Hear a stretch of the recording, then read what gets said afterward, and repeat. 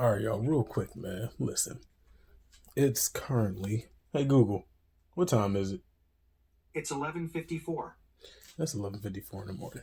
All right, I wanted to make a quick video explaining a couple of thoughts. Right, me and my purple shirt, we're gonna explain a couple of things. All right, this game, all right, this right here is not as bad as what people are making it out to be.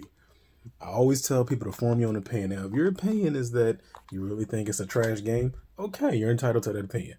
You feel me? But I personally don't think it's a bad game. Now, with that said, I think a lot of people that are upset are the ones who pre-ordered it and paid full price for it. I only paid $6 for this hoe. All right. Bottom line, at $6, I'm not losing shit. I'm not. Okay, it's not a big investment for me. But my $6 netted me a pretty average game. The guns feel good. The visuals are great. The environments are great. The javelins pilot really well. Like the controls are fucking smooth and crisp and responsive. I thought I was gonna have an issue with like flight. Nope, no issues with flight. The story mode is pretty good so far. It's pretty intense.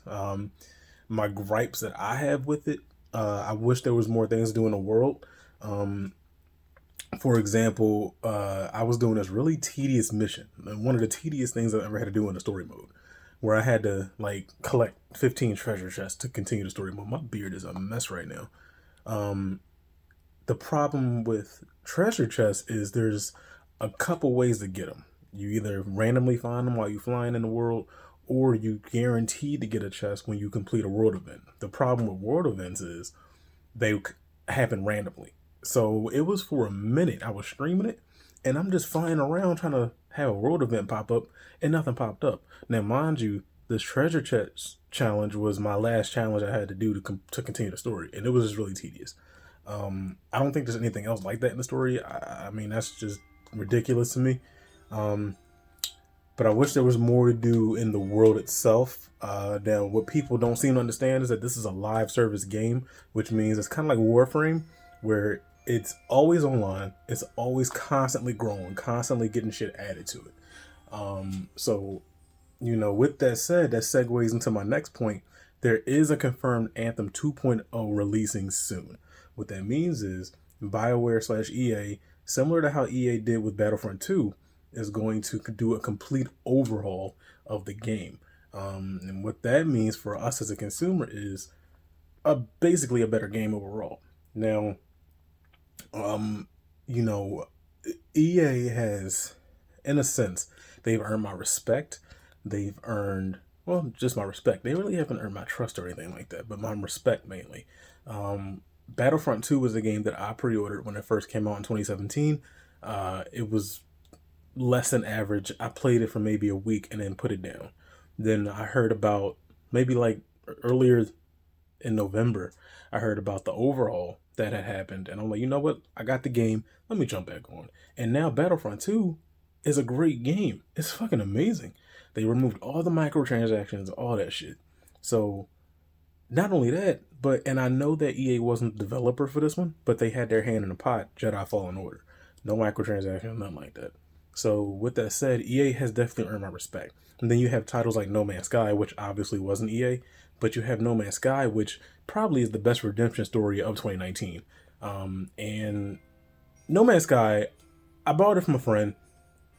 It got boring really fast. Then they did a complete overhaul, huge update. And now it's fun. Not amazing, but it's fun as hell.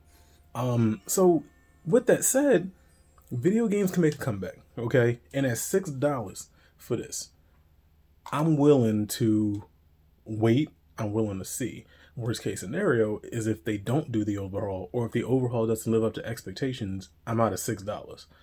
It is what it is. But as it stands now, this game isn't terrible. It's not as terrible as people are making it out to be.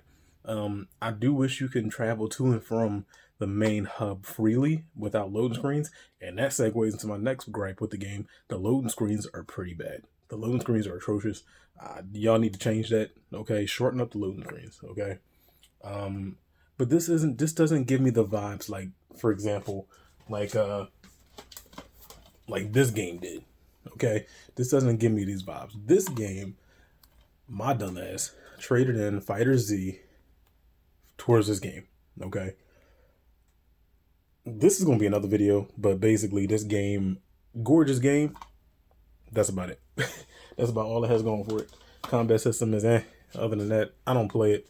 I played it to play with the new DLC characters, All Might, Bakugo, Grimjaw, all them dudes, man. But other than that, I don't touch it.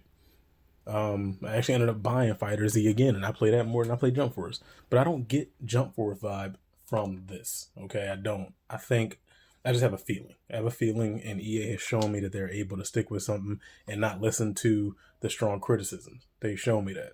So EA/BioWare, please, please, this game has so much potential. So much potential. Do your thing. All right. With that said, I'm out. I'm actually about to play this on right now. You know how it is. I'll see y'all.